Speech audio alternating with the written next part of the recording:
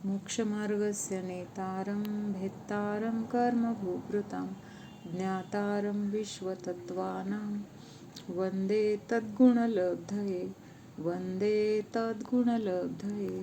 कर्मरूपी पर्वतांना जे मोक्षमार्गाचे नेता आहेत, कर्मरूपी पर्वताचा ज्यांनी नाश केलेला आहे आणि जे सर्व विश्वाला एका समयामध्ये युगपत अवस्थेत जाणतात, अशा त्या केवलींना त्यांच्यासारख्या गुणांची प्राप्ती मला व्हावी यासाठी मी नमस्कार करत आहे.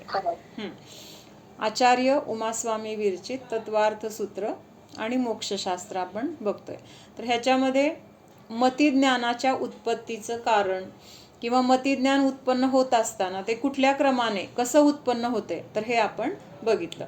मग मतिज्ञान उत्पन्न होतं कशाच्या सहाय्याने उत्पन्न होतं तर इंद्रिय आणि मनाच्या सहाय्याने मतिज्ञानाची प्राप्ती किंवा उत्पत्ती होते. मग इंद्रिय ही 5 इंद्रिय आणि मनाला काय नाव दिलं होतं अनिंद्रिय किंवा नो इंद्रिय. म्हणजे मनाला अनिंद्रिय किंवा नो इंद्रिय का म्हटलेलं आहे कोण सांगते? सूक्ष्म आहे, नो इंद्रियासारखंच आहे ते, म्हणजे नसल्यासारखं आहे किंवा दिसत नाही. बाकीचे 5 इंद्रिय कसं दिसतात आपल्याला, स्थूल आहेत, तसं हे मन दिसत नाही, म्हणून त्याला काय म्हटलेलं आहे नो इंद्रिय किंवा अनिंद्रिय असं म्हटलेलं आहे. 5 इंद्रिय आणि मनाच्या द्वारे मतिज्ञानाची प्राप्ती होते. मग हे इंद्रिय म्हणजे काय आहेत तर आत्म्याला ओळखण्याचं चिन्ह आहेत. म्हणजे जिथं इंद्रिय आहेत किंवा जिथं इंद्रियांचं कार्य दिसून येतं तर तिथं काय आहे जीव निश्चित आहे हे लक्षात येतं. म्हणजेच इंद्रिय हे आत्म्याला ओळखण्याचं चिन्ह आहे असं म्हटलं जातं. अनिंद्रिय म्हणजे ईशत म्हणजे थोडंसं जे छोटं आहे किंवा सूक्ष्म आहे आणि त्याचा आकार कसा आहे, कमळ असतं ना कमळ, त्या कमळाच्या आकाराचं मन आहे आणि ते कुठं आहे तर आपल्या हृदयाच्या ठिकाणी आहे. मग ते अतिशय सूक्ष्म आहे, आपल्याला दिसत नाही, पण त्याचा आकार कसा आहे तर कमळाप्रमाणे आहे. 8 पाकळ्या असलेल्या कमळा एवढा आहे आणि कसं आहे ते पुद्गल स्कंधापासून बनलेलं आहे.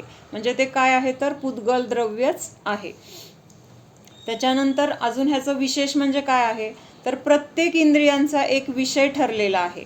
म्हणजे एक इंद्रिय दुसऱ्या इंद्रियांचं काम किंवा दुसऱ्या इंद्रियाच्या विषयाला जाणत नाही. स्पर्शनेंद्रिय कशाला जाणणार, स्पर्शाला जाणणार. रसनेंद्रिय कशाला जाणणार, फक्त रसाला जाणणार. कर्णेंद्रिय फक्त शब्दाला जाणणार. पण मनाचं कार्य काय आहे, मन असं त्याचा एक विषय कुठला फिक्स नाही. ह्या 5 इंद्रियांचा प्रत्येकाचा विषय काय आहे तर फिक्स आहे. रसनेंद्रियाच्या द्वारे फक्त रसाचंच तिथं काय होणार आहे ज्ञान होणार आहे किंवा चक्षुच्या द्वारे पुद्गलाचंच तिथं काय होणार आहे ज्ञान होणार आहे. तसं मन कसं आहे, मनाचा कुठलाही विषय एक नाही तर मनाचे विषय अनेक आहेत. म्हणजे ह्या 5ही इंद्रियांनी जे जाणलं तर त्याच्याबद्दल मन काय करतंय विचार करते. म्हणून मनाचा कुठलाही विषय निश्चित नाही असं म्हटलेलं आहे. हे सगळे विषय मन काय करते त्याच्याबद्दल विचार करतं किंवा त्याच्याबद्दल इष्टानिष्ट भाव हे काय आहे तर मनाचा विषय आहे. इंद्रिया कशा आहेत, इंद्रिय स्थिर आहेत. इंद्रिय चंचल आहेत का, पण मन कसं आहे, मन चंचल आहे. म्हणजे आता रसनेंद्रिय आहे तर तिथं ते रसनाचं तेवढं काम काय आहे त्या रसाला जाणणे, रसाचं ज्ञान करणे, हेच तिथं तेवढं त्याचं ठराविक काम आहे. आणि त्याच्यामध्ये तिथं काय आहे चंचलता किंवा अस्थिरता नाही. पण मन कसं आहे चंचल आहे. आत्ता खाण्याबद्दल विचार करल, नंतर काहीतरी बघितलं त्याच्याबद्दल विचार करल, नंतर काहीतरी ऐकलं त्याच्याबद्दल विचार करल. म्हणजे असं मनाचं काय आहे एका विषयावर केंद्रित नसतं तर त्याचे विषय काय होतात सतत बदलतात. अनेक विषय असल्यामुळं एका विषयावरून दुसऱ्या विषयाकडं, दुसऱ्याकडून तिसऱ्या विषयाकडं असं त्याची चंचलता चालू आहे. त्याच्यानंतर इंद्रिय काय करतात तर आत्ता वर्तमानामध्ये जे पदार्थ आत्ता समोर किंवा संयोगामध्ये आहेत तर तेवढ्यालाच विषय करतात. भूतकाळामधले किंवा भविष्यकाळामधले जे काही संयोग किंवा असतील पूर्वीचे आपले तर त्यांना आत्ता इंद्रिय जाणू शकतात का, पण मागं घडलेल्या किंवा पुढं अजून काय आपल्या इच्छा असतील तर ह्या सगळ्या गोष्टींचा विचार मन करतं. फरक लक्षात येतोय का? इंद्रिय आणि मन. इंद्रिय स्थिर आहे, मनाचा विषय कसा आहे? चंचल आहे. इंद्रियाचा प्रत्येकाचा विषय एक आहे, पण मनाचे काय आहेत? तर सगळ्या इंद्रियांचे विषय, सगळ्या द्रव्याचे विषय हे काय आहे? मनाचे विषय म्हटले जातात. त्याच्यानंतर अजून काय बघितलं आपण आत्ता? की इंद्रिय फक्त वर्तमानातील द्रव्याला विषय करतात, म्हणजे आपल्या संयोगामध्ये किंवा जे समोर आहे तेवढंच जाणण्याचं काम इंद्रिय करतात. पण मन मात्र भूतकाळातील, भविष्यकाळातील आणि वर्तमानातील सगळ्या विषयांना जाणण्याचं काम किंवा त्याच्याबद्दल चिंतन करण्याचं, त्याच्याबद्दल इष्टनिष्ठ भाव करण्याचं काम मन करतं. देश आणि काल, म्हणजे मनाचा विषय फिक्स, कुठलं काळ पण फिक्स नाही, त्याच्यानंतर विषय पण फिक्स नाही. म्हणजे असं मन काय आहे? तर अनेक विषयांना जाणणारं आहे. आता मनाचं कार्य काय आहे? आपल्याला मन मिळालं की नाही, मन आहे म्हणून आपल्याला संज्ञी म्हटलं जातं. मग ह्या मनाचं विशेष कार्य किंवा आपल्याला मन मिळालं म्हणजे काहीतरी आपण तिथं विशेष पुण्य केलंय आणि त्याच्या बदल्यामध्ये आता आपल्याला मन मिळालेलं आहे. मग ह्या मनाचा उपयोग काय आहे? इमोशन्स, फक्त भावना कळतात. ते आपल्याला व्यवहारामध्ये आपण तसं करतो, पण मनाचं कार्य काय आहे किंवा काय करायला पाहिजे मन मिळाले तर?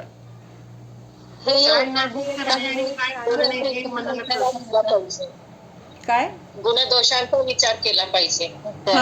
म्हणजे हित काय आणि अहित काय, माझ्यासाठी चांगलं काय आणि माझ्यासाठी त्रास काय आहे किंवा माझ्यासाठी नुकसान करणारं काय आहे, असं विचार करण्याचं काम खरं तर मनाचं आहे. पण ह्या मनाला हे काम सोडून आपण बाकीचेच कामं देतो. काय करतो? हे चांगलं आहे, हे वाईट आहे, ह्याने असं केलं, त्यांनी तसं केलं, असं सगळं तिथं काय करतोय आपण? मनाला जे नको ते करायला लावतोय किंवा त्याद्वारे आपण नको ते विचार करतोय. मनाचं कार्य गुण आणि दोषांचा विचार करणं, हित आणि अहिताचा विचार करणं. माझं हित कशात आहे? माझं म्हणजे कोणाचं? शरीराचं, जीवाचं. कारण मी म्हणजे शरीर नाहीच आहे ना, मी जीव आहे. मग माझं हित म्हणजे जीवाचं हित कशात आहे किंवा अहित कशात आहे? मग हित कशात आहे? तर स्वतःला जाणण्यात किंवा माझं जे आहे ते काय आहे हे समजून घेण्यात आणि त्यानुसार त्याच्यामध्ये प्रवृत्ती करण्यामध्येच माझं हित आहे. आणि अहित कशामध्ये आहे? परद्रव्यामध्ये एकत्व करणं, परद्रव्यामध्ये ममत्व करणं, म्हणजे परद्रव्याला माझं मानणं किंवा मी मानणं, त्याच्यामध्ये इष्ट अनिष्ट भाव करणं आणि त्याद्वारे तिथं रागद्वेष करणं, हे काय आहे? अहित आहे. आणि ह्याद्वारे आपलं अहित होतं म्हणजे काय होतं? तर आपल्याला तिथं नियमाने दुःखाची प्राप्ती होते किंवा कर्माचा बंध होतो आणि त्या कर्माचा बंधामध्ये आपल्याला ह्या चतुर्गतीमध्ये किंवा ह्या संसारामध्ये भ्रमण करावं लागतं. त्याच्यानंतर आपण बघितलं होतं की हे मतिज्ञान होत असताना कशा प्रकारे होतं? कोण सांगतंय? ह्या 4 क्रमाने किंवा ह्या टप्प्यानेच काय होतं? तर तिथे म्यूट करा सगळेजण. अवग्रह, इहा, आवाय आणि धारणा ह्या 4 क्रमाने किंवा ह्या 4 प्रकाराने टप्प्याटप्प्याने काय होतं? मतिज्ञानाची प्राप्ती होते. मग आता अवग्रह, इहा, आवाय आणि धारणा ह्याच्याबद्दलचं एक एक जण प्रत्येक एकाविषयी एक एक जण सांगा. अवग्रह कशाला म्हटलेला आहे नेहा? त्या वस्तूचं दर्शन होणे, म्हणजे पाहणे वस्तूला, फक्त वस्तूचं दर्शन एवढंच तिथं झालं अवग्रह मध्ये. इहा प्राजक्ता?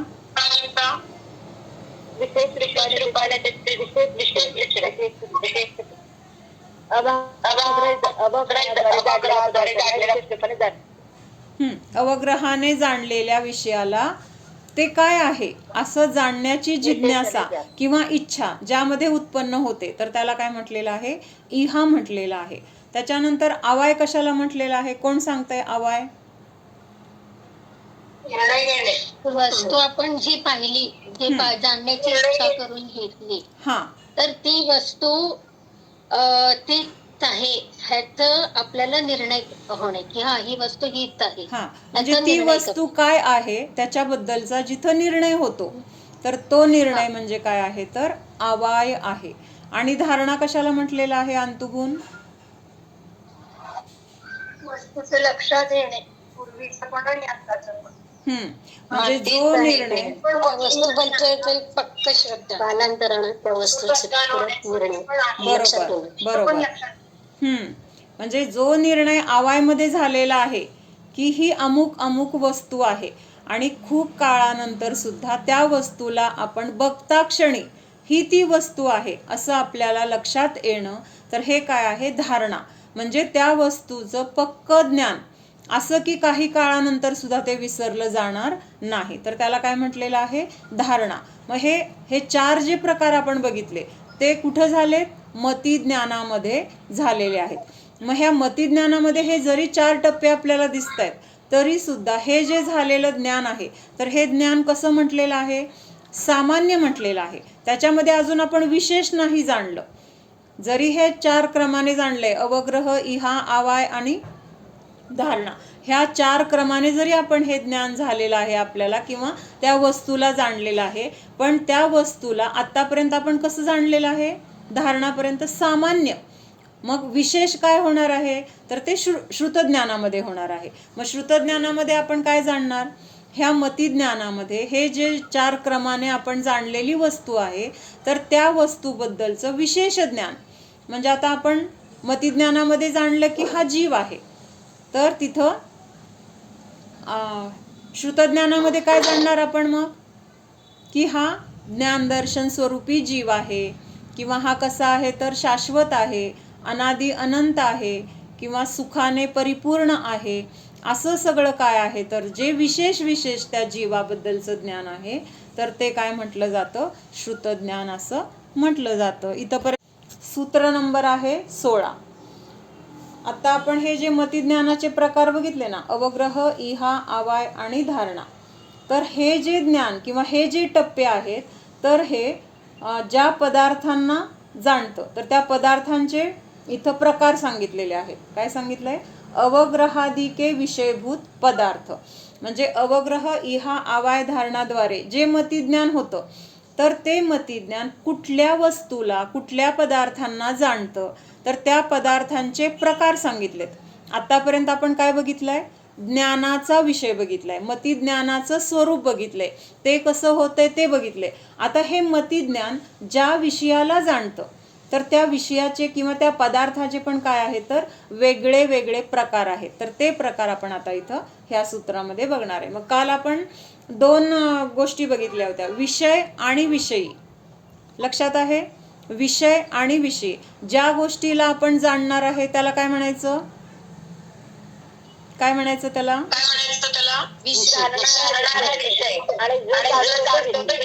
हा, जो जाणतो तो विषय. मग आता इथं आपण काय बघणार आहे? इथं आपण आता विषय, म्यूट करा भाभी. तर विषय जे आहेत त्या विषयांचे जे प्रकार आहेत तर त्या प्रकारांना ह्या सूत्रामध्ये सांगितलेलं आहे. बहुविध क्षिप्राणी श्रुता नुक्त ध्रुवाणाम सेतराणाम. परत एकदा वाचते.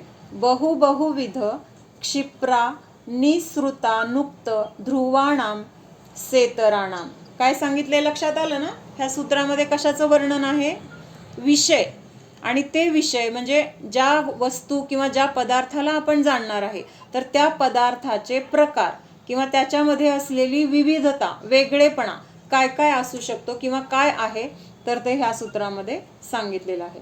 बहुत प्रकार, जल्दी अनिश्रुत, अनुक्त ध्रुव और उनसे उल्टे भेदों से युक्त अर्थात एकविध, अक्षिप्र, निश्रुत, उक्त और अनुक्त, अध्रुव, इस प्रकार 12 प्रकार के पदार्थों का अवग्रह इहादि रूप ज्ञान होता है. म्हणजे आता पदार्थ जे आहेत ना तर ते कसे असतात? आपण आता संख्येच्या अपेक्षेने बघतो, थोडं आहे, जास्त आहे. किंवा आता गहू बघितला, गहू म्हणलं तर एक सामान्य झालं, पण गव्हाचे किती प्रकार आहेत? कितीतरी वेगळे वेगळे आहेत. पंजाबचा गहू आहे, मध्य प्रदेशचा गहू आहे, किंवा अजून लोकवन आहे, असे जे वेगळे वेगळे आहेत, तर ते सगळं कसं आहे, तर अशा पद्धतीने आपण ज्ञान करतो. तर त्याचं हे सगळं इथं विस्ताराने सांगितलेलं आहे. मग काय सांगितले, पहिले 6 सांगितले त्यांनी, बहु आणि बहुविध, जल्दी, अनिश्रुत, अनुक्त आणि ध्रुव, हे 6 झाले. आणि ह्या 6च्या परत काय सांगितलंय, त्याचे उलट, म्हणजे आपण विरुद्धार्थी शब्द बघतो की नाही, एक, अनेक, ध्रुव, अध्रुव, लहान, मोठे, तसं इथं जे जे पहिल्यांदा 6 शब्द सांगितले, तर त्या प्रत्येकाचा विरुद्धार्थी जो आहे, तर त्याचं पण तिथं काय आलेलं आहे, वर्णन आलेलं आहे. म्हणजे अशा प्रकारे मुख्यतेने हे प्रकार जे आहेत, तर ते किती सांगितलेत, 12 सांगितलेत. बहु, बहुविध, क्षिप्र, अनिश्रुत, अनुक्त, ध्रुव आणि ह्याच्या सगळे उलटे. म्हणजे बहु असेल तर तिथं काय येणार, त्याच्या विरुद्ध बहु म्हणजे अनेक, अनेकच्या विरुद्ध काय येणार, एक येणार. त्याच्यानंतर बहुविध म्हणजे अनेक प्रकारचे. आता आपण ह्याचं सगळं विस्ताराने बघणार आहोत, पण आता सुरुवातीला फक्त थोडक्यात सांगते. बहुविधच्या उलट काय येणार, एकविध, क्षिप्र, अक्षिप्र, अनिश्रुत आणि निश्रुत, असं हे काय आहे, तर 12 प्रकारचं, अजून पुढं राहिले, अनुक्त, उक्त, ध्रुव आणि अध्रुव, असं हे 12 प्रकारचे पदार्थांचं इथं वर्णन केलेलं आहे. आता बहु कशाला म्हटलंय, म्हणजे एवढं लक्षात ठेवा की पदार्थ जे आहेत आपल्या व्यवहारामध्ये आपण ह्या गोष्टींचा वापर करतो, ह्या गोष्टी फक्त इथं समजून त्याला काय म्हटलेलं आहे, त्याला काय म्हटलेलं आहे किंवा ते कुठल्या ह्याच्यामध्ये मोडतंय, तर त्यानुसार इथं त्यांचं वर्गीकरण केलेलं आहे. तर पहिला प्रकार आहे बहु. आता बहु म्हणजे काय, एक ही साथ बहुत से पदार्थों का अथवा बहुत से समूह का अवग्रहादि होना, जैसे लोगों के झुंड का अथवा गेहूं के ढेर का, बहुत से पदार्थों का ज्ञान गोचर होना. ज्ञान गोचर होणं म्हणजे ज्ञानामध्ये येणं किंवा तिथं जाणलं जाणं, त्याला ज्ञान गोचर असं म्हटलंय. मग कशाचं ज्ञान झालंय, एकाच वेळेस अनेक पदार्थ, अनेक पदार्थांचं उदाहरण काय दिलंय त्यांनी, त्या पदार्थांचा समूह असेल किंवा तिथं काय असणार आहे, गर्दी असेल, तर तिथं त्याला बहु म्हटले. म्हणजे आता अनेक लोकांचा तिथं काय आहे, समूह आहे, खूप लोक एका ठिकाणी आहेत. मग तिथं काय म्हणतो आपण, खूप जण आहेत. खूप जण आहेत कशाला म्हटलं, अनेक तिथं लोक आहेत ह्या अपेक्षेने तिथं खूप जण आहेत असं म्हटलं. किंवा गव्हाचा ढीग आहे, गहू तर एकच प्रकारचा आहे, समजा लोकवन आहे आणि तो लोकवन गहू असा आपण ओतलाय. आता ओतल्यानंतर तिथं गव्हाचे प्रकार तर तो एक आहे, पण त्याच्यामध्ये गव्हाची संख्या किती आहे, जर 1, 2, 3 असे गहू मोजायला गेले तर भरपूर गहू आहेत. म्हणून तिथं त्याला काय म्हटलंय, बहु म्हटलंय. कुठल्या अपेक्षेने, प्रकार एकच आहे पण त्या प्रकाराची संख्या तिथं जास्त आहे. लक्षात येते का, मनुष्यच आहेत पण मनुष्य किती आहेत एका वेळेस, तिथं 50 आहेत, 100 आहेत, 500 आहेत, असं तिथं एकत्रितपणे प्रकार तिथं, म्हणजे आता मनुष्य आहेत, पशु आहेत किंवा अजून दुसरे कुठले तरी प्राणी आहेत असं नाहीये. मनुष्याचाच प्रकार घेतला म्हणजे प्रकार एक, काय झालं, मनुष्य. मग ह्या मनुष्यांची संख्या जी आहे, तर त्या संख्येमुळे त्याला तिथं काय नाव आलेलं आहे, बहु म्हटलेलं आहे. लक्षात येते का अवघड, म्हणजे आता फुलं म्हटलं तर फुलं म्हणले तर अनेक प्रकारची येतील. आता इथं आपल्याला बहुमध्ये ते नाही घ्यायचं, बहुमध्ये काय घ्यायचंय, गुलाब म्हटलं, गुलाबाचं एकच प्रकार घेतला आपण फुलांमधला गुलाब, पण त्या गुलाबाची फुलं किती आहेत, टोपलंभर आहेत, किंवा अख्ख्या बागेत सगळी गुलाबाचीच फुलं आहेत. मग हे काय झालं, गुलाब प्रकार एक झाला पण त्यांची संख्या जास्त आहे, म्हणून तिथं त्याला काय म्हटलेलं आहे, बहु असं म्हटलेलं आहे. त्याच्यानंतर एक, अल्प अथवा एक पदार्थ का ज्ञान होना, जैसे एक मनुष्य का अथवा पानी के एक प्याले का थोडे पदार्थों का ज्ञान गोचर होना. मग आता आपण वरचंच उदाहरण घेऊया.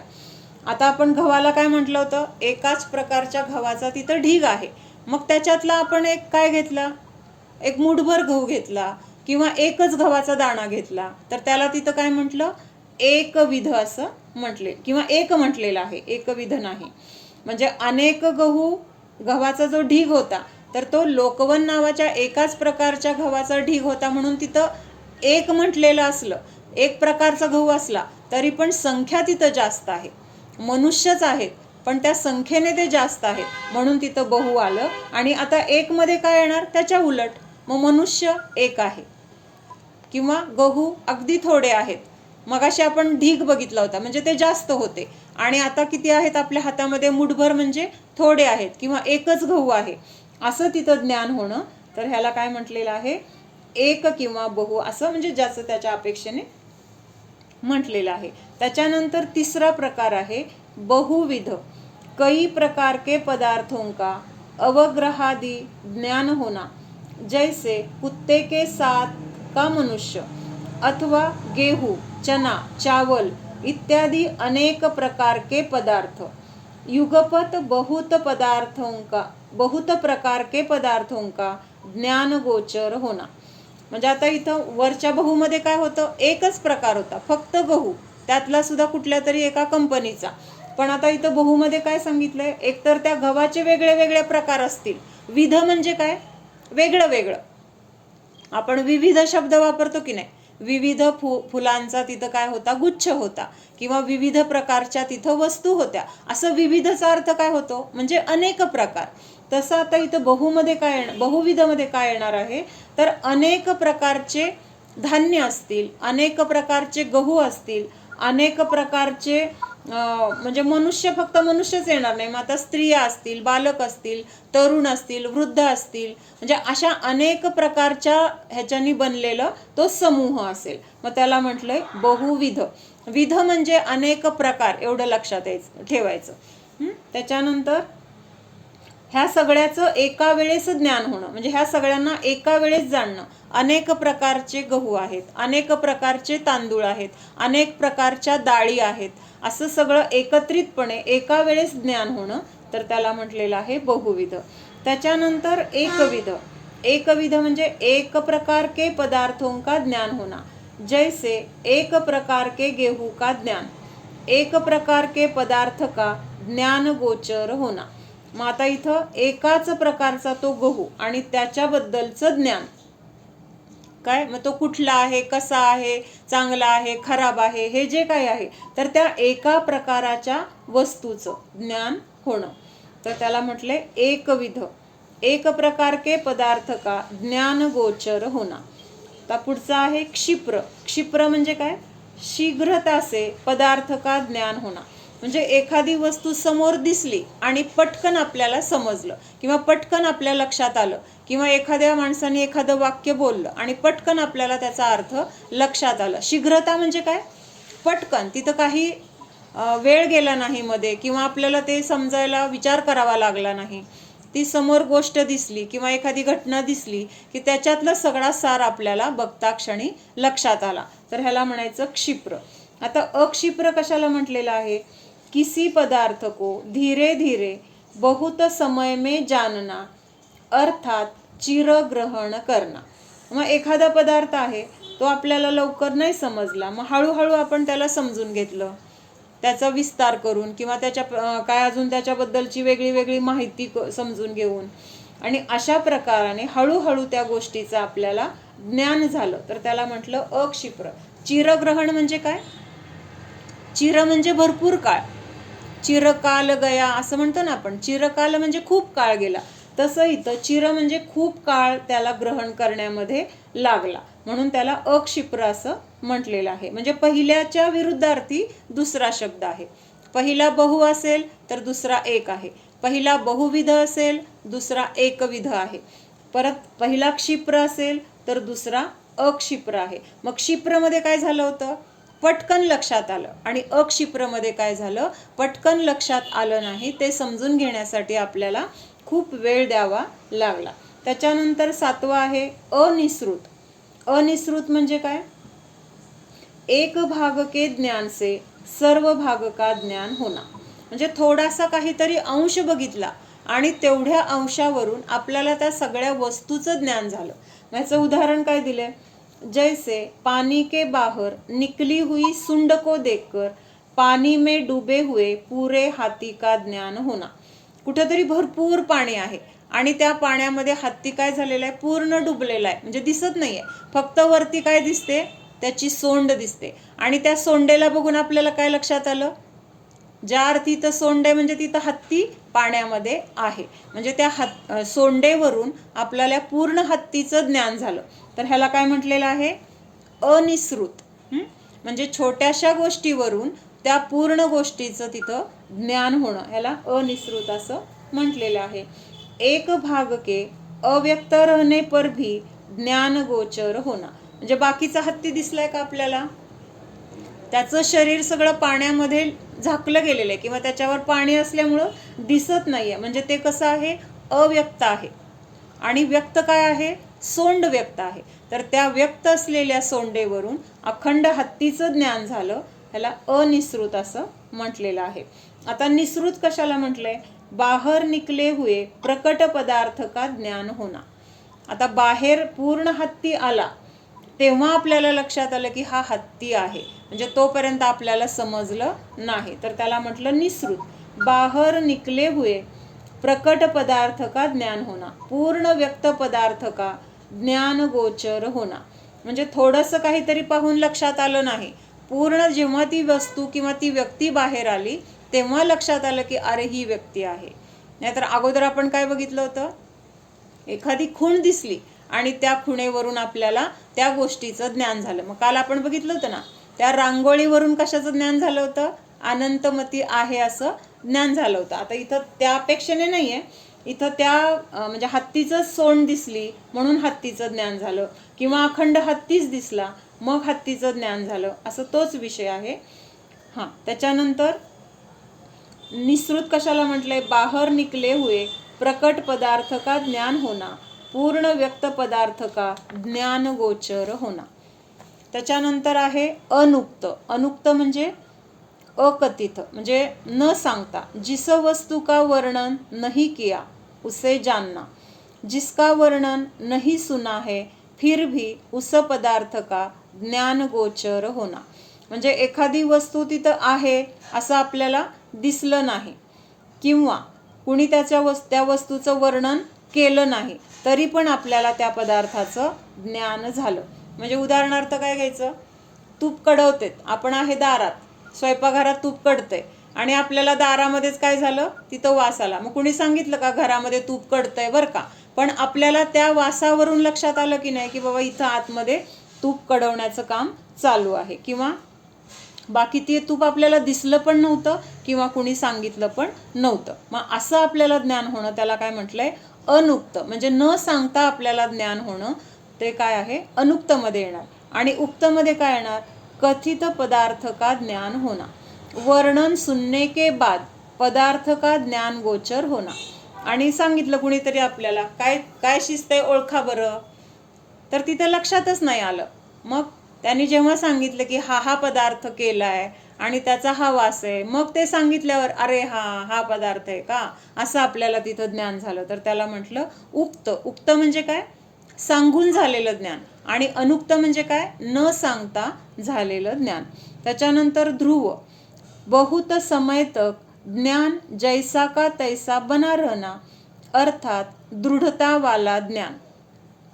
एखाद्या गोष्टीचं ज्ञान झालं आणि ज्ञान झाल्यानंतर ती गोष्ट आपल्या खूप काळापर्यंत आपल्या लक्षात राहिली, त्याचं आपण म्हणजे विसर पडला नाही किंवा त्या गोष्टीला आपण विसरलो नाही, तर ह्याला काय म्हणायचं, ध्रुव. ध्रुव म्हणजे काय, टिकून राहणं किंवा ते असणं, त्याची शाश्वतता, त्याला म्हटलेलं आहे ध्रुव. म्हणजे जे ज्ञान झालंय ते ज्ञान नष्ट न होता तिथं आपल्यासोबत खूप काळासाठी आहे, तर त्याला ध्रुव म्हटलेलं आहे. म्हणजे ह्या ज्ञानाला आपण मतिज्ञानामधला कुठला प्रकार लावणार, काय नाव देणार ह्याला, इहा अवग्रह धारणा ज्ञान, बरोबर.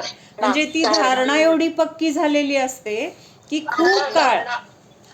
खूप काळ काय होतं तिथं आपल्याला ते लक्षात राहतं किंवा त्याचा विसर पडत नाही. मग लहानपणीच्या आपल्या आठवणी कशा असतात, ध्रुव असतात की नाही, विसरतो का आपण.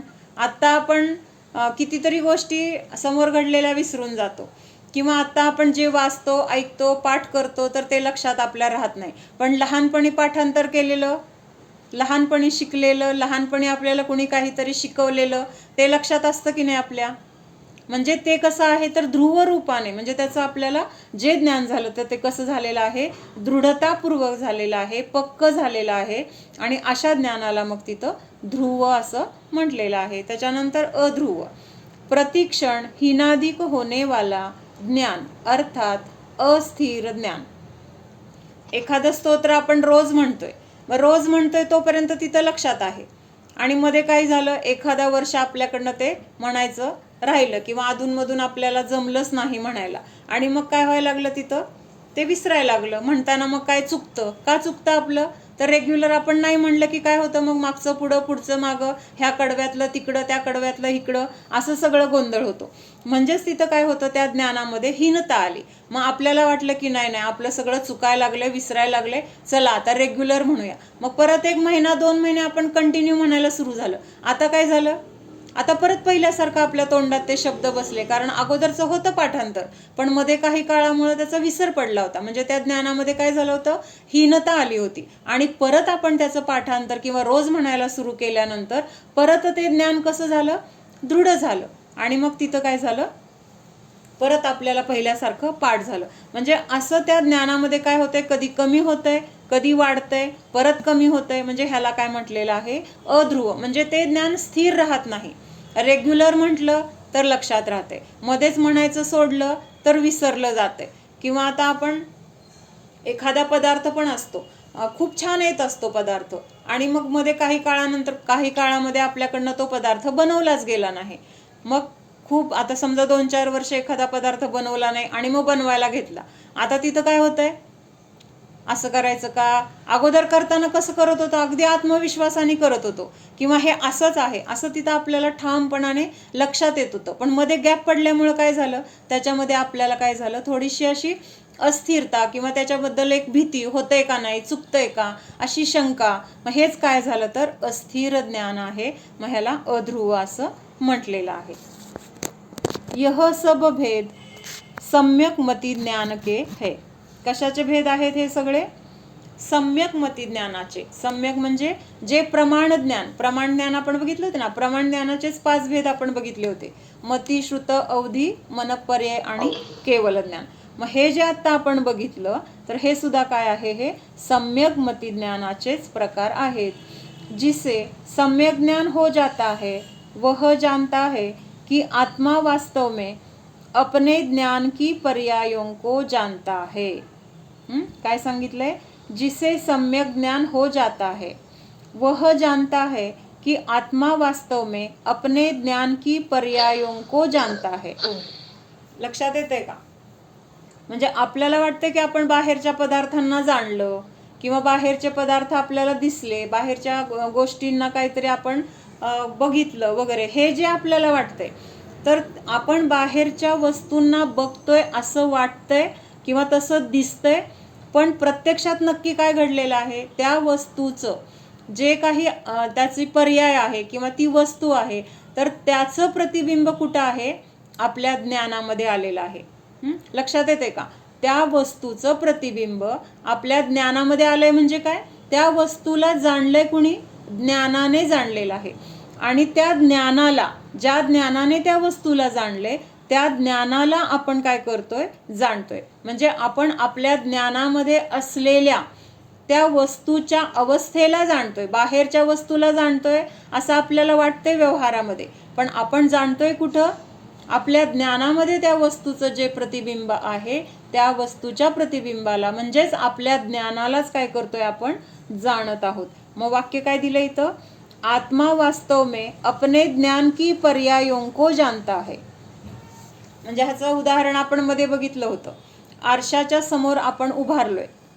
कुठं उभारलोय आपण, आरशाच्या समोर.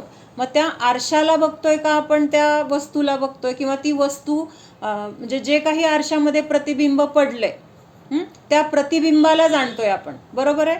आपल्याला जाणायचंय कुणाला, आपल्याला स्वतःला आपण जाण्यासाठी तिथं उभं राहिलो.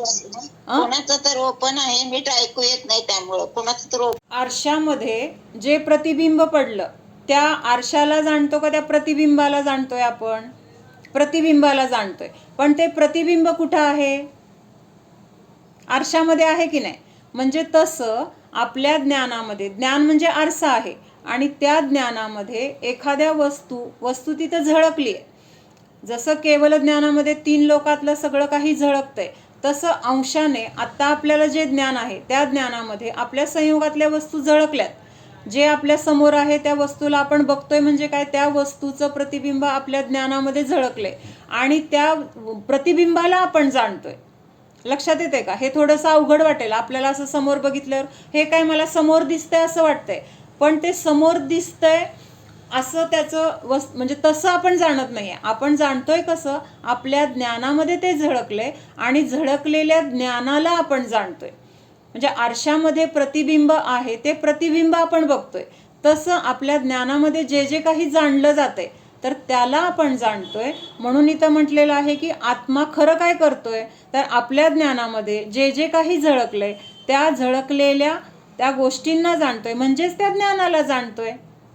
आपल्याला वाटतंय आपण प्रतिबिंबाला बघतोय, पण ते प्रतिबिंब आहे कुठं? आरशामध्ये आहे. मग इनडायरेक्टली आपण आरसा बघतोय की नाही? लक्ष आपण आरसा बघतोय असं आपण जाणत नाहीये. आपण जाणतोय त्याच्यामध्ये पडलेलं प्रतिबिंब, किंवा आपल्याला बघायचंय पण प्रतिबिंब.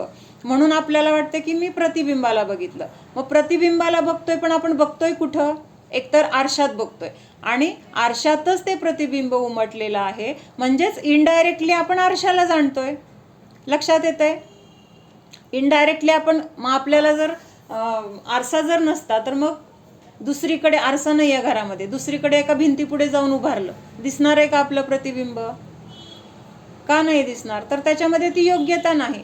तसंच म्हणजेच त्या आरशामध्ये ती योग्यता आहे, म्हणून आपण आरशापुढे जातोय. म्हणजेच आपण त्या आरशाला जाणण्यासाठी जातोय किंवा आरशामध्ये झळकलेल्या पदार्थाला जाणतोय. पण तिथं आरशामुळं जाणलं जातंय. तो पदार्थ आपल्याला दिसतोय त्याचं कारण काय आहे? आरसा आहे. भिंतीमध्ये जाणलं जातंय का भिंतीच्या पुढे उभारलं तर? नाही. म्हणजेच त्या आरशामध्ये ते प्रतिबिंब दाखवण्याची काय आहे? तिथं शक्ती आहे. तसंच आपलं ज्ञान पण कसं आहे? आरशाप्रमाणे ह्या संयोगामधल्या सगळ्या पदार्थांना आपल्या ज्ञानामध्ये दाखवतंय आपल्याला, आणि आपण त्या पदार्थांना जाणतोय असं वाटतंय, पण नक्की जाणतोय कुणाला? आपल्या ज्ञानाला जाणतोय. किंवा जाणतंय पण ज्ञानालाच जाणतोय, किंवा ज्ञानामध्ये झळकलेल्या वस्तूला जाणलं असं म्हटलं तरी आपण नक्की जाणलंय कुणाला? ज्ञानाला जाणलंय. आरशापुढे उभारलंय म्हणजे आरशामध्ये बघतोय की नाही आपण? जरी आरसा आहे किंवा आरसा, त्या आरशाकडे लक्ष नाही आहे आपल्याकडं. आपलं लक्ष कुठं आहे? त्या प्रतिबिंबाकडं आहे, किंवा कसं दिसतोय, काय करायचंय ह्याच्याकडे आपलं लक्ष आहे. पण तिथं जर बारीक विचार केला तर आपण त्या आरशाला आपण तिथं विषय केलाय. त्या आरशामध्ये काय झळकलंय हे बघण्यासाठी आपण आरशा पुढे गेलोय. शाळेमध्ये असताना आपल्याला तिथं ते भौतिकशास्त्रामध्ये वगैरे अशा सगळ्या त्या डोळ्याच्या आकृती किंवा डोळ्यामध्ये त्या समोरच्या वस्तूचं प्रतिबिंब कसं डोळ्यात पडतंय ह्याचे सगळे आपण चित्र काढत होतो. म्हणजे तिथं आपल्याला हे शिकवलं जायचं की बाहेरच्या वस्तूचा फोटो आपल्या डोळ्यामध्ये जो कॅमेरा आहे त्या कॅमेऱ्याच्या द्वारे त्या पडद्यावर पडतो. डोळ्याच्या मागं पडदा असतो की नाही आपला, त्या पडद्यावर ते प्रतिबिंब पडतं आणि त्या पडद्यावर पडलेल्या प्रतिबिंबाला आपण बघतो. पण आपल्याला काय वाटतंय की मी बाहेरच्या गोष्टीला बघितलं, किंवा बाहेर मला हे चित्र दिसलं, बाहेर मला ही गोष्ट दिसली, बाहेर मला ही व्यक्ती दिसली. पण प्रत्यक्षात झालंय काय? तर त्या व्यक्तीचं किंवा त्या वस्तूचं प्रतिबिंब आपल्या डोळ्यामध्ये सुद्धा कॅमेरा आहे त्याच्याद्वारे मागं जो पडदा आहे त्या पडद्यावर पडलंय, आणि त्या पडद्यावर पडलेल्या त्या गोष्टीला आपण जाणतोय किंवा आपण बघतोय. तिथं आपल्याला त्या पडद्यावर पडलेल्या गोष्टीचं तेव्हा ज्ञान होतंय. पण आपल्याला असं व्यवहारात म्हटलं जाईल की बाहेर ही गोष्ट बघितली, ती बघितली, पण प्रत्यक्षात क्रिया घडताना कशी घडते? तर अशा प्रकारे ते सगळं प्रक्रिया होते तिथं, आणि मग आपल्याला तिथं त्या गोष्टीचं ज्ञान होतं. इथं काय सांगितलंय त्यांनी? जिसे सम्यक ज्ञान हो जाता है वह जानता है कि आत्मा वास्तव में अपने ज्ञान की पर्यायों को जानता है और पर तो उस ज्ञान का निमित्त मात्र है. मग ती वस्तू जी बाहेर आहे, आपल्याला बाहेर आहे वस्तू, पण आपल्या ज्ञानाच्या द्वारे आपण जाणली, पण ती वस्तू ज्ञानामध्ये गेली आहे का? त्या वस्तूचं अस्तित्व कुठं आहे? ज्या वस्तूला जाणलं. समजा आता समोर काय आहे तर टेबल आहे, त्या टेबलाला जाणलं म्हणजे काय झालं, त्या टेबलाचं प्रतिबिंब आपल्या ज्ञानामध्ये पडलं आणि त्या ज्ञानामध्ये पडलेल्या प्रतिबिंबाला आपण जाणलं. ज्ञानामध्ये प्रतिबिंब आहे का प्रत्यक्षात टेबल गेलाय? काय गेलाय? प्रतिबिंब आहे. तो टेबल तर बाहेरच आहे, सगळ्या वस्तू बाहेरच आहेत, आतमध्ये आतमध्ये तिथं कुठलीही गोष्ट गेलेली नाही. म्हणून इथं काय सांगितलंय, पर तो उस ज्ञान का निमित्त मात्र है. म्हणजे बाहेर ज्या गोष्टी आहेत त्या काय आतमध्ये गेल्या नाहीयेत, त्याचं ज्ञान झालेलं आहे. म्हणजे त्या गोष्टी ज्ञान होण्यासाठी काय झालेल्या आहेत, निमित्त मात्र आहेत. ज्ञान का झालं? वस्तूमुळं झालं का ज्ञानामुळं झालं? टेबलचं ज्ञान झालं, घराचं ज्ञान झालं, एखाद्या व्यक्तीचं ज्ञान झालं. मग त्या व्यक्तीमुळं ज्ञान झालं का, त्या व्यक्तीमधून ज्ञान आलं का? ज्ञान कुठून आलं? आपल्या ज्ञानामधून आलं. आपल्या ज्ञानामध्ये तेवढी शक्ती आहे जाणण्याची आणि ती शक्ती तिथं प्रकट झाली आणि त्या वस्तूचं आपल्याला ज्ञान झालं. मग त्या वस्तूने आपल्याला ज्ञान करून दिलं का? नाही. म्हणून इथं काय शब्द वापरलाय, पर तो उस ज्ञान का निमित्त मात्र है. मग बाहेर ती वस्तू आली, हे काय झालं, तिथं निमित्त झालं. त्या वस्तूचं ज्ञान होण्याची वेळ आली होती आणि ती वस्तू त्यावेळेस आपल्या समोर आली, त्याचं ज्ञान झालं. ज्ञान आपल्या ज्ञानामुळं झालं, पण वस्तू समोर आली, हे काय झालं, तिथं निमित्त झालं. म्हणजे ज्ञान होण्याची वेळ आली होती आणि त्यामुळं ती वस्तू आपल्या त्यावेळेस संयोगामध्ये आली. कुठल्या रूपाने आली? त्याला निमित्त म्हटलेलं आहे, निमित्त रूपाने आली. निमित्ताने तिथं ज्ञान करून दिलं का? निमित्त कार्य करू शकतं का? तर निमित्त काय आहे, कार्य होताना तिथं फक्त हजर असतं, म्हणून त्याला तिथं आरोप त्याच्यावर येतो की ह्याच्यामुळं कार्य झालं किंवा ह्यानी ते कार्य केलं, असं व्यवहारामध्ये बोललं जातं. पण प्रत्यक्षात त्या निमित्ताने तिथं कार्य करताना किंवा कार्य होताना कुठलाही सहभाग घेतलेला नसतो. परत एकदा वाचते, जिसे सम्यक ज्ञान हो जाता है वह जानता है कि आत्मा वास्तव में अपने ज्ञान की पर्यायों को जानता है और पर तो उस ज्ञान का निमित्त मात्र है. म्हणजे बाहेरच्या कुठल्याही गोष्टीमुळं आपल्याला ज्ञान होत नाही. आपल्याला ज्ञान आपल्या ज्ञानाच्या द्वारे होणार आहे. ज्ञान होत असताना ती वस्तू ज्ञानामध्ये जाणार नाही आहे. ज्ञान होत असताना ती वस्तू तर त्याच्या ठिकाणी आहे, फक्त तिथं ती निमित्त रूपाने हजर आहे. आता इथं म्हणताना आपली बोली भाषा कशी असणार आहे, पर को जाना ऐसा कहना सो व्यवहार आहे. आपण काय म्हणतो, मी ते पाहिलं. एखाद्या ठिकाणी काहीतरी काय लागलेलं आहे, काय मेळा असेल किंवा काही प्रदर्शन असेल, आपण काय म्हणतो, मी ते प्रदर्शन पाहिलं. पण प्रत्यक्षात आपण ते प्रदर्शन पाहिलं का आपल्या ज्ञानामध्ये झळकलेल्या त्या ज्ञानाला जाणलं? निश्चय आणि व्यवहार हा फरक आहे. आपण जाणलंय कुणाला? आपल्या ज्ञानामध्ये झळकलेल्या त्या प्रतिबिंबाला जाणलंय. पण व्यवहारात काय म्हणतो आपण, त्या गोष्टीला मी पाहिलं, तो पिक्चर मी पाहिला.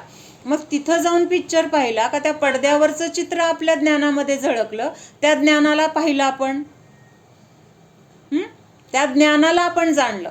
पण ते ज्ञान होत असताना तिथं बाहेर ते पडदा, तो पिक्चर, तो तिथं काय फोकस वगैरे, ह्या सगळ्या गोष्टी तिथं आहेत. ह्या कशाच्या अपेक्षेने आहेत? निमित्त रूपाने आहेत. ते निमित्त असल्याशिवाय आपल्याला तिथं ज्ञान झालं का? म्हणजे निमित्त पण गरजेचं आहे, पण निमित्त तिथं काही करत नाही. जर ज्ञानामध्येच ते ज्ञान होण्याची शक्ती असती तर मग आपल्याला थिएटरमध्ये त्यावेळेस निमित्ताची गरज नाही असं म्हटलं असतं, तर थिएटरमध्ये आपण गेलो नसतो.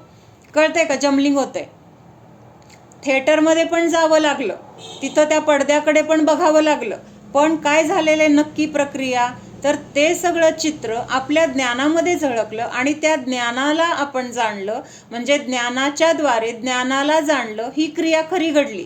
पण म्हणताना काय म्हणतो आपण, आम्ही तिथं थिएटरमध्ये जाऊन हा पिक्चर बघितला, मी पराला जाणलं, असं म्हणत असताना नक्की आपण कुणाला जाणलंय? आपल्यामध्ये झालेल्या, आपल्याच ज्ञानाच्या द्वारे झालेल्या त्या ज्ञानाला आपण जाणलेलं आहे. लक्षात येतंय अंतुभून? ठीक है.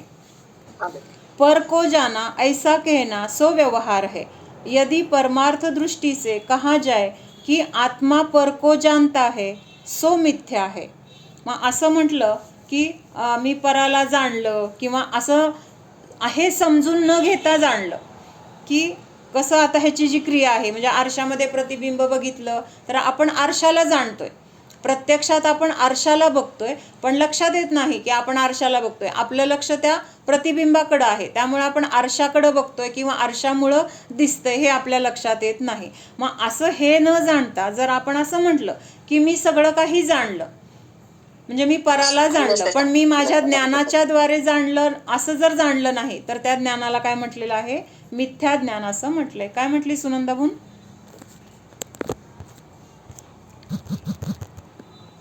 येते का काय म्हणायचंय? बोलताना असं बोललं जाईल की मी पराला ह्याला पाहिलं, हे पाहिलं, ते पाहिलं, पण बाहेरचं पाहिलं नाहीये. आपण नक्की कशाला पाहिलंय? आपल्याच ज्ञानाला आपण पाहिलेलं आहे, आपल्याच ज्ञानाला आपण जाणलेलं आहे, आपल्या ज्ञानामध्ये जे काही झळकलंय त्याला आपण जाणलेलं आहे. व्यवहाराने बोलताना जरी असं बोललं तरी नक्की त्याच्या मागची घटना काय आहे? तर आपल्या ज्ञानामध्ये जे काही जाणलं जातंय त्या गोष्टी आपण जाणतोय, ज्ञानामध्ये जे काही झळकतंय तर ते आपण जाणतोय. म्हणजेच कुणाला जाणतोय आपण? आपल्या ज्ञानाला जाणतोय, हे लक्षात घ्यायचंय. आत्मा पर को जानता है, ऐसा कहा जाए तो सो मिथ्या है, क्योंकि ऐसा होने पर आत्मा और पर, ज्ञान और ज्ञेय दोनों एक हो जाएंगे, क्योंकि जिसका जो होता है वह वही होता है. म्हणजे जर असं म्हटलं की मी पराला जाणलं, म्हणजे माझ्यामध्ये ते परद्रव्य काय झालंय? माझ्या ज्ञानामध्ये प्रत्यक्षात ते परद्रव्य आलेलं आहे. तर तिथं काय झालं? मग जीव आणि ते परद्रव्य एकमेक झालं, तिथं दोघांचं वेगळं वेगळं अस्तित्व राहिलं नाही. पण पर कुठं आहे? ते त्याच्या जागेवर आहे. ते आपल्या ज्ञानामध्ये गेलंय का? त्याचं फक्त प्रतिबिंब पडलेलं आहे. त्यामुळं तिथं काय झालेलं आहे? दोन्ही गोष्टी पूर्ण वेगळ्या आहेत. ज्ञान वेगळं आहे आणि ज्ञेय वेगळं आहे. ज्ञेय कशाला म्हटलंय? ज्ञेय कशाला म्हटलंय? आपण जाणतो ते. ज्या गोष्टीला आपण जाणतोय तर त्या गोष्टीला काय म्हटलेलं आहे? ज्ञेय म्हटलेलं आहे. आणि ज्याच्या द्वारे जाणतोय त्याला काय म्हटलेलं आहे? ज्याच्या द्वारे जाणतोय त्याला काय म्हटलंय? ज्ञान म्हटलेलं आहे. म्हणजे ज्ञान आणि ज्ञेय ह्या दोन गोष्टी वेगळ्या वेगळ्या आहेत. पण जेव्हा आपण अज्ञानाने असं म्हणतो की मी सगळं जाणतोय किंवा मला हे सगळं दिसतंय, तर ते माझ्या डोळ्यांनी दिसतंय, माझ्या कानाने दिसतंय, हे सगळं म्हणजे असं बाहेरच्या गोष्टीमुळे मला ज्ञान होतंय, असं जेव्हा आपण म्हणतो तर त्यावेळेस तिथं काय म्हटलं जातंय की आपण दोन्ही एकमेक आहोत किंवा मी त्याचा करता, ते माझं मला ज्ञान मिळवून देणारे, अशा सगळ्या गोष्टींचं तिथं काय होतं? तर चुकीचं ज्ञान होतं आणि त्यामुळे त्याला मिथ्या ज्ञान असं म्हटलेलं आहे. कारण काय सांगितलंय? आत्मा और पर, ज्ञान और ज्ञेय दोनों एक हो जाएंगे.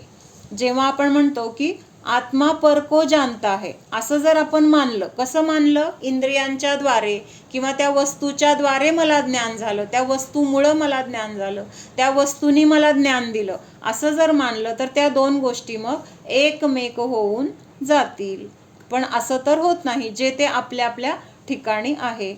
इसलिए वास्तव में यदि यह कहा जाए कि पुद्गल का ज्ञान है तो ज्ञान पुद्गल रूप और ज्ञेय रूप हो जाएगा. इसलिए यह समझना चाहिए कि निमित्त संबंधी अपने ज्ञान की पर्याय को आत्मा जानता है. निमित्त म्हणजे बाह्य वस्तू, आणि ते असताना ते फक्त तिथं हजर आहे आणि त्याच्या अस्तित्वाचं ज्ञानाने काय घेतलेली आहे? फक्त दखल. हे आहे कारण ते ज्ञानामध्ये झळकलं गेलंय, ज्ञानाने त्याला जाणलंय, आपल्या ज्ञानामध्ये त्याचं प्रतिबिंब आलेलं आहे आणि त्या प्रतिबिंबाला म्हणजेच आपल्या ज्ञानाला आपण जाणलेलं आहे. ते पुद्गल किंवा ते द्रव्य तर प्रत्यक्षात कुठं आहे? बाहेर आहे. आपल्या ज्ञानामध्ये त्याचा प्रवेश झाला नाही. प्रवेश होऊ शकेल का परद्रव्याचा आपल्या ज्ञानामध्ये? का होऊ शकणार नाही? कारण आपण काय त्याचं करू शकत नाही ना. एक द्रव्य करू शकत नाही, द्रव्य रूपवू शकत नाही. काय म्हटलं प्रियांका? होऊ शकत नाही, जाऊ शकत नाही. बरोबर आहे. मी कारण काय? कारण पाहिजे मला. एक मिनिट. बोला. आवाज येतोय कशाचा तरी, हा हा हा आवाज येतोय खरखर कशाचा. हा हा हा कारण सांगा.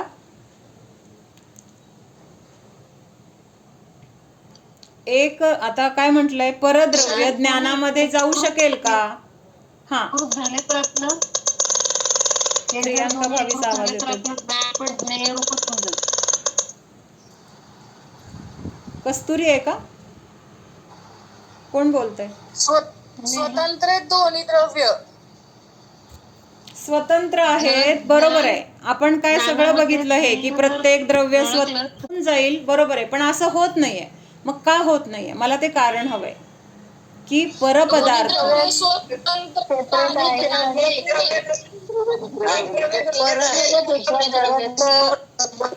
होत नाही, पण त्याच्या मागे काहीतरी कारण आहे ना. एक द्रव्य दुसऱ्याचं करू शकत नाही, एक द्रव्य दुसऱ्यामध्ये जाऊ शकत नाही.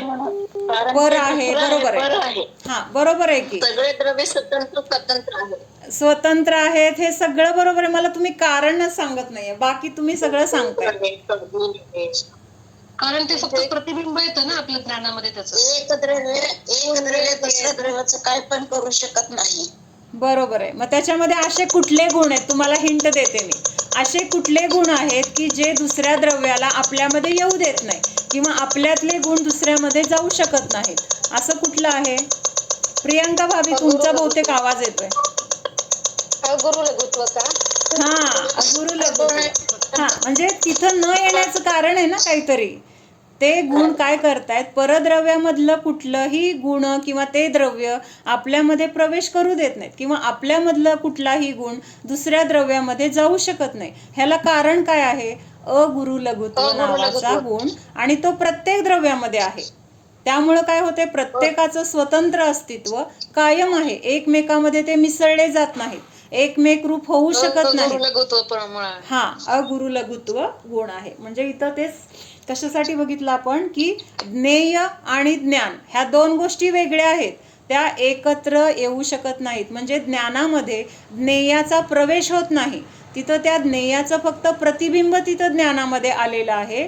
परद्रव्य आपल्या ज्ञानामध्ये येऊ शकणार नाही. जर परद्रव्याने ज्ञानामध्ये प्रवेश केला तर काय होणार आहे? ते ज्ञान राहणार नाही, किंवा परद्रव्य राहणार नाही. त्या दोन्हींचं काय होणार आहे? मिसळून तिसरंच काहीतरी होईल, आणि असं तर होत नाही. मग का होत नाही? तर तिथं अगुरु लघुत्व गुण आहे. त्यामुळं तिथं काय आहे? प्रत्येकाचं स्वतंत्र अस्तित्व आहे. ज्ञान वेगळं राहते, ज्ञेय वेगळं राहते, आणि ज्ञान त्या सगळ्या ज्ञेयाला जाणते. ते आपल्या स्वतःच्या स्वरूपाने किंवा स्वतःच्या ज्ञानाच्या द्वारे जाणते. आणि ज्ञेय तिथं काय आहे? त्यावेळेस फक्त निमित्त आहे. म्हणजे आपल्याला त्या गोष्टीचं ज्ञान होण्याची वेळ आली होती, आणि त्यावेळेस तिथं ते हजर झालं, आणि मग त्याला तिथं निमित्त असं म्हटलंय. जाणलंय तर आपणच, आपल्याच ज्ञानाने जाणलंय, आपल्याच ज्ञानामध्ये ती शक्ती आहे, हे आपल्या लक्षात आलं पाहिजे. नाहीतर मग आपण काय म्हणतो, पुस्तकामुळं मला ज्ञान झालं, प्रकाशामुळं मला ज्ञान झालं, त्यांनी शिकवलं म्हणून मला ज्ञान झालं. असं हे सगळं काय आहे? बाहेरचे हे सगळे निमित्त आहेत. तर आपल्याला ज्ञान झालंय, ते आपल्यामध्ये ज्ञान आहे, ज्ञानामध्ये जाणण्याची शक्ती आहे. हे सगळं जे काही आपल्या ज्ञानामध्ये झळकतंय त्याला आपलं ज्ञानच जाणते, हे लक्षात घ्यायला पाहिजे. ठीक आहे. द्रव्य आहेत की नाही विश्वामध्ये 6 प्रकारचे द्रव्य आहेत. हे 6 प्रकारचे द्रव्य तर माहिती आहेत आता सगळ्यांना: जीव, उद्गल, धर्म, अधर्म, आकाश आणि काल. मग ह्या 6 द्रव्यांमध्ये काही कॉमन गुण आहेत. जो जीवद्रव्यामध्ये पण आहे, उद्गल, धर्म, अधर्म, आकाश, ह्या सगळ्यांमध्ये काही समान गुण आहेत. की 6 जे द्रव्य आहेत, ह्या 6 द्रव्यांमध्ये सगळ्या द्रव्यांमध्ये कॉमन काही गुण आहेत. म्हणजे जे जीवद्रव्यामध्ये आहेत ते बाकी सगळ्यांमध्ये पण आहेत, ज्या सगळ्यांमध्ये आहेत ते जीवामध्ये पण आहेत. मग असे हे सगळे जे गुण आहेत त्यांना काय नाव आहे? सामान्य गुण नाव आहे. हे सामान्य गुण का म्हटलेलं आहे? तर ते सगळ्या द्रव्यांमध्ये आढळतात, म्हणून त्यांना सामान्य गुण म्हटलेले. मग ह्या सामान्य गुण पण किती आहेत? तर अनंत आहेत. पण त्यातले मुख्य कुठले आहेत? अस्तित्व, वस्तुत्व, द्रव्यत्व, प्रदेशत्व, प्रमेयत्व आणि अगुरु लघुत्व. मग ह्या 6 द्रव्यांचं एक काहीतरी प्रत्येकाचं विशिष्ट कार्य आहे. आता सगळ्यांचं नाही सांगत, फक्त अगुरु लघुत्व गुणाचं कार्य. मग हा अगुरु लघुत्व गुण प्रत्येक द्रव्यामध्ये आहे, जीवामध्ये आहे, पुद्गलामध्ये आहे, बाकीच्या द्रव्यांमध्ये पण आहे. मग ह्याचं काम काय आहे? किंवा अगुरु लघुत्व गुण कशाला म्हटलंय की जो गुण आपल्या एक द्रव्याला दुसऱ्या द्रव्यरूप होऊ देत नाही. म्हणजे जीव आहे तर तो जीवच राहणार, तो कधी पुद्गल होणार नाही. किंवा पुद्गल आहे तर ते पुद्गलच राहणार, दुसरं कुठलं दुसऱ्या द्रव्यामध्ये त्याचं रूपांतर होऊ देणार नाही. कुणाचं काम आहे हे? अगुरु लघुत्व. म्हणजे त्याची व्याख्या काय आहे? एक द्रव्य दुसऱ्या द्रव्यरूप होत नाही किंवा एक गुण दुसऱ्या गुणरूप होत नाही. आणि तिसरं काय सांगितलंय? एका द्रव्यातील अनंत गुण जे आहेत ते विखरून कधीही वेगळे वेगळे होत नाहीत. म्हणजे हे सगळं एकत्रितपणे ठेवण्याचं किंवा जसं आहे तसं ठेवण्याचं काम कोण करतंय?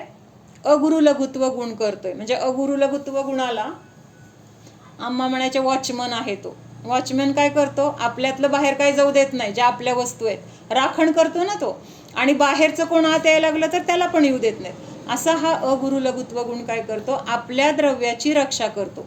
एक द्रव्य दुसऱ्या द्रव्यरूप होत नाही म्हणजे जीव अन्य द्रव्यरूप होणार नाहीत, अन्य द्रव्य दुसऱ्या कुठल्या जीव किंवा अन्य द्रव्यरूप होणार नाहीत. किंवा आता जीवामध्ये ज्ञानगुण आहे, जीवामध्ये दर्शन, चारित्र्य, वीर्य असे अनंत गुण आहेत. मग एक गुण दुसऱ्या गुणरूप होत नाही. म्हणजे आपल्या एका द्रव्यामध्ये सुद्धा ज्ञान गुण श्रद्धारूप होणार नाही, श्रद्धा गुण चारित्र रूप किंवा ज्ञान रूप होणार नाही. श्रद्धा श्रद्धाच राहणार, ज्ञान ज्ञानच राहणार, वीर्य वीर्यच राहणार. मग हे जे ते गुण ज्या त्या रूप राहण्याचं किंवा तेच राहण्याचं काम कोणामुळे होतंय? त्याच्यामध्ये कधी बदलून इकडचा तिकडं तिकडचा इकडं असं होत नाही. ह्याचं कारण काय आहे? अगुरु लघुत्व गुण आहे. किंवा अजून काय आहे? ज्ञान गुण निसटून गेला. जसं आता आपण एखादी मोत्याची माळ घातली, माळ तुटली तर काय होतं? ते सगळे मोती विखरून कुठं गेले कळत नाही आपल्याला. तसं आपल्या ह्या द्रव्यामध्ये अनंत गुण आहेत किंवा अनंत गुणांनी हे द्रव्य बनले, पण ह्या द्रव्यातला एकही गुण कधी विखरला गेलाय किंवा निघून काय सुटला गेलाय, तो दुसऱ्या द्रव्यात गेलाय किंवा कुठंतरी हरवलाय असं होणार नाही. का नाही होणार? तर त्याचं कारण अगुरु लघुत्व गुण. म्हणजे अगुरु लघुत्व गुणाची ही व्याख्या आहे. एक द्रव्य दुसऱ्या द्रव्यरूप होत नाही, एक गुण दुसऱ्या गुणरूप होत नाही, आणि त्या द्रव्यातील अनंत गुण विखरून कधीही वेगळे होत नाहीत. तर हे अगुरु लघुत्व गुणाचं कार्य आहे. म्हणून मग अशी म्हटलं की जे ज्ञेय आहे, जे वस्तू आहे त्याला आपण जाणतोय, तर ती वस्तू आपल्या ज्ञानामध्ये प्रवेश करू शकत नाही, आपल्या ज्ञानामध्ये येऊ शकत नाही, त्याचं प्रतिबिंब येणार. वस्तू का येऊ शकणार नाही? तर त्याचं कारण हे आहे की अगुरु लघुत्व गुण त्या वस्तूला आपल्या द्रव्यामध्ये प्रवेश करू देणारच नाही. लक्षात येते का? समजलं का संयू? हो हो हो. ओम सावधान जाणा, हा मी शुद्ध जीव आहे, जाणणारा आहे, मात्र जाणत आहे. जाणणे सोडून मी अन्य काहीही करणारा नाहीच. जाणा, जीवाच्या स्वतंत्र अस्तित्वाला जाणा. हा मी जीव सर्व परपदार्थांपासून, अन्य सर्व द्रव्यांपासून अत्यंत भिन्नच आहे. या सर्व परद्रव्याला जाणण्याची शक्ती माझ्या ज्ञानामध्ये आहे. मी माझ्या ज्ञानामध्ये झळकलेल्या ज्ञेयाला जाणतोय, परद्रव्याला जाणत नाही. मी तर ज्ञानामधील सर्व वस्तू पदार्थ यांच्या प्रतिबिंबाला जाणत आहे. जाणा, या शब्दांना कानाच्या द्वारे जाणत नाही, ज्ञानाच्या द्वारे जाणत आहे. परद्रव्य मात्र ज्ञेय आहे, माझ्यापासून भिन्नच आहे. परद्रव्याचा ज्ञानामध्ये प्रवेश नाही. माझ्यामध्ये अगुरु लघुत्व गुण आहे. या गुणामुळे मी जीवच आहे, अन्य द्रव्यरूप होत नाही. माझ्यामध्ये असलेले गुण अन्य गुणरूप होत नाहीत. माझ्यामध्ये असलेल्या गुणांचा कधीही विखरून नाश होत नाही. जाणा, असा हा मी शाश्वत, अनादि अनंत, स्वतंत्र जीव आहे, जाणणारा आहे. ज्ञायक स्वरूपोऽहम्.